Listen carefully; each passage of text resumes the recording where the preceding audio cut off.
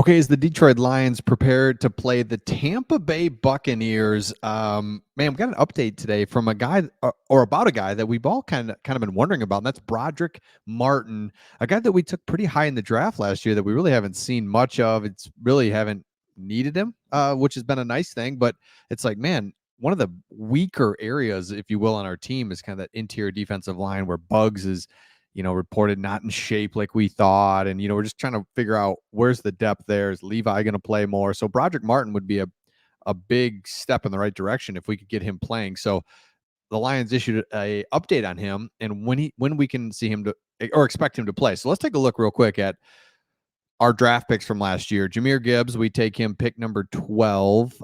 Jack Campbell, pick number 18. And Jack Campbell and Jahmyr Gibbs, I mean, are right where they need to be 4 or 5 games into their careers, right?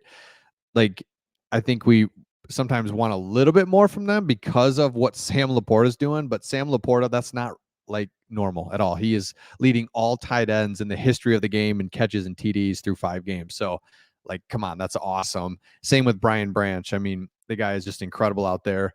What they're far exceeding our expectations, and it makes it look like, maybe Jahmyr Gibbs, come on, what do you got? He's just fine. We'll be just fine there. Now in round 3, Hendon Hooker, don't forget about him. Awesome. But then right after that, we trade up for Brodric Martin. A, we trade up. B, Brodric Martin's unknown. C, Brodric Martin really, he went to a Division II school, and then he transferred out of there to Western Kentucky and had a couple sacks, all landed honorable mention, all conference USA. Like, so my point is he wasn't like this star under the radar. Went to a small school, but man, his production's through the roof. It's not production, it's Brad Holmes's eye. So it's like, all right, Brad, we trust you. What do you got for us? So we've all kind of maybe forgotten about Brodric Martin, or just like, man, what do you got?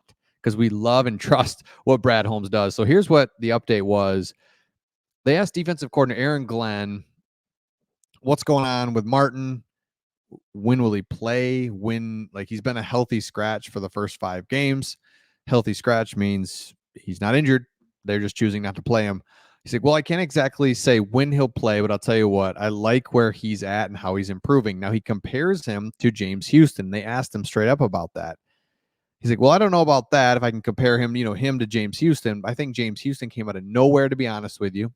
We knew that he had talent, but man, it just the rise that Houston had from going against our O-line. We were just talking about that with Martin, who was outstanding. So we're looking at somewhat similar because he's getting the chance to go against a good O-line and to be able to practice those techniques we're teaching him. So they're doing a lot of different things. And again, in practice, he's scout team or practice team. He's going against our top O-line. So, man, if he can start to show some improvement there and get through our O-line, then let's go. Let's go. Let's get him in. So it's like, where is he improved? Lateral agility. So he's 6'5". Remember, he's a monster, and we saw him in preseason doing a lot of really good things.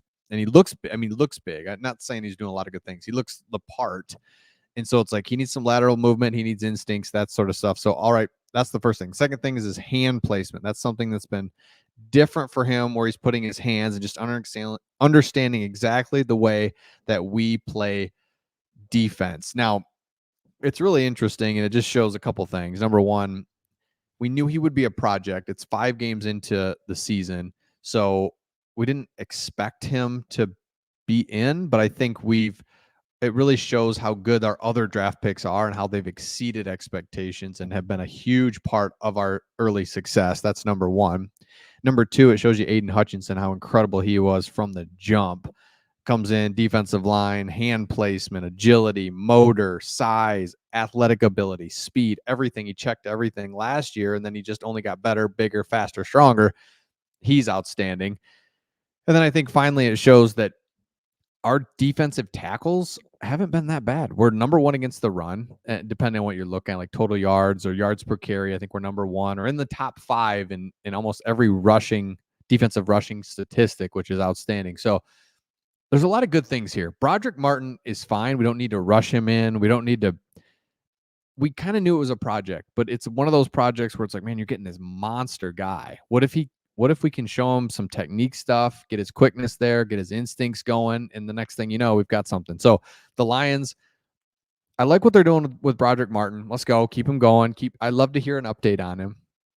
That's awesome. And then the next thing is we get ready for a Buccaneers team. Now we can transition to that. The Buccaneers team that we've talked about it playing really well defensively, and Baker Mayfield's just exceeding expectations. It was, Tom Brady's gone and let's go to Baker Mayfield. Let's see what happens. And you've got a good defense, and Baker Mayfield's not making too many mistakes, and they're 3-1. So this is another measuring stick game.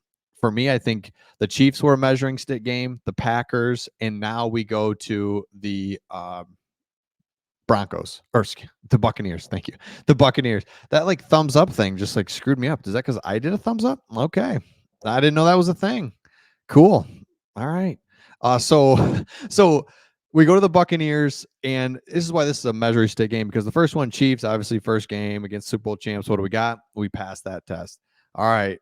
Packers are good, right? Or are they? I don't know. We'll find out. Same feeling here with the Buccaneers. Buccaneers are good. Well, are they though? Like, who have they played? And I feel like the Lions are really good. Let's find out. And so again, I said this in the last video.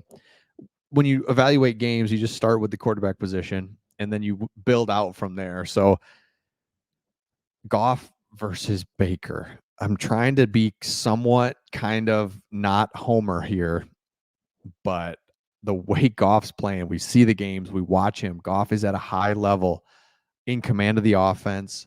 We're running the ball, play action, accurate, strong arm. St. Brown's back. It's like, okay, I'm trying not to be a homer here, but Goff is clearly better. So then it goes to turnovers, and you got to make plays. You got to make plays, and you got to avoid turnovers. Well, that's the hard part, is if you're got to make plays, and you're going to put yourself at risk for interceptions and that sort of thing. So if the Lions stay ahead of the chains, what they have been with the running game, and they don't turn the ball over or win the turnover battle, or at least stay even in the turnover battle, it's like, I'm trying not to be a homer here, but is this not a victory? Like easy victory? And I never thought I'd say easy victory with the Lions so many times like I've had in these last 3 weeks. When we destroy the Atlanta Falcons, destroy the Packers, and then destroy last week the Panthers. It's crazy. So again, I don't, easy victory is maybe the wrong word, but I just think it's not going to be a come from behind Stafford type, try to win last second field goal. I think it's a game where we just kind of control it. It's going to be closer maybe at halftime than it has been the last 2 weeks. Fine. Right. We've just absolutely dominated the last 2 weeks.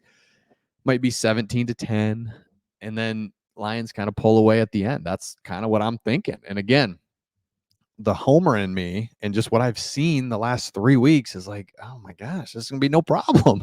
But I'm trying. It's NFL every week. Let's go. You got to bring it. It's on the road. You never know. But we're playing the creamsicles, so that makes me a little bit nervous. But let me know your thoughts in the comments, and we'll see all of you on the next one.